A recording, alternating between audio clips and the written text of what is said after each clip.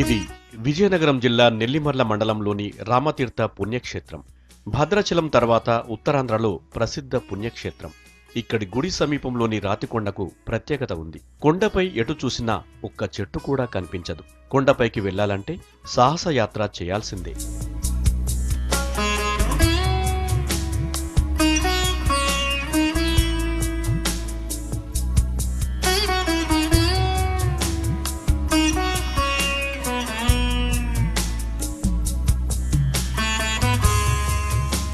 కొండపై సీతారామ లక్ష్మణులు కొంతకాలం గడిపారన్న దానికి నిదర్శనంగా శ్రీరాముని పాదముద్రికలు, ఆంజనేయ స్వామి అడుగులు ఈ కొండపై ఇప్పటికీ కనిపిస్తాయి.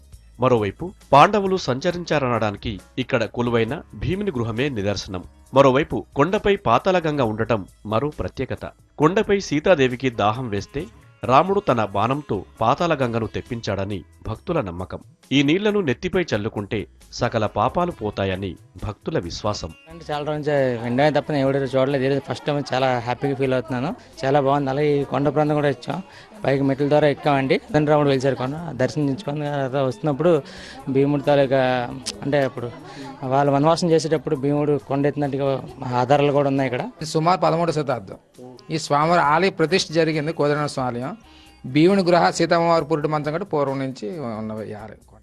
కొండపై ఉన్న ఎరుకురాయి పర్వతం దాటి కొద్ది దూరం వెళితే భీముని వంటశాల దర్శనమిస్తుంది. పాండవులు వనవాసం చేసిన సమయంలో కొండపై భీముడు వారికి వంట చేసి పెట్టాడని అంటారు. దీనికి గుర్తుగా కొండపై ఇప్పటికీ గాడిపొయ్యి ఆకారం పర్యాటకులకు దర్శనమిస్తుంది.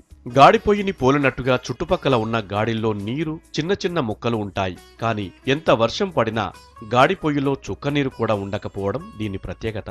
అందుకే భక్తులు దీనిని నమ్ముతారు. అమ్మవారేమో రామావతారం ఆఖరిలో నుంచి భూమిలోకి వెళ్ళిపోతప్పుడు అక్కడ ఆవిడ తల్లి దగ్గర ఇది అయ్యిందంట. అదొకటి చూసామండి. ఇది ఎంచి సీతమ్మ వారి పురిటి మంచం అని అంటారండి.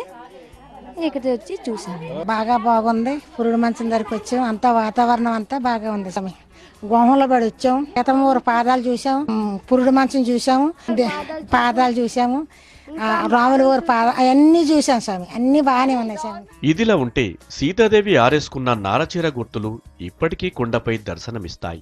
ఇక్కడ మహిళలు చిన్న చిన్న రాళ్లను ఇల్లుగా పేరుస్తారు. అలా చేస్తే మంచి జరుగుతుందనే నమ్మకం. ఇక్కడి నుంచి కొంచెం ముందుకెళితే సీతాదేవి పురుటి మంచం దర్శనమిస్తుంది. ఇక్కడ నుంచి కాస్త ముందుకెళితే రాముని పలుకురాయి దర్శనమిస్తుంది.